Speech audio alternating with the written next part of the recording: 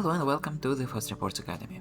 Today I'll tell you how to install our report generator, FastReport Avalonia. Before all, download the installer from your user panel. Then launch it. Agree with the end user license. Enter the name you want to use and your license key. Choose if you'd like to create a desktop shortcut, and after that the installation will begin.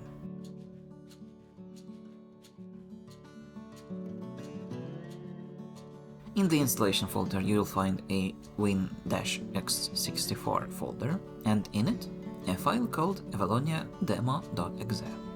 And you can immediately check out the preview and report editing functionality. Also, in the Demos Avalonia folder you'll find a bunch of example projects that can help you with development. And that's it. If you have any questions or comments, leave them under the video.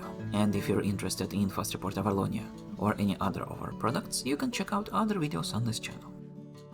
We wish you fast reports.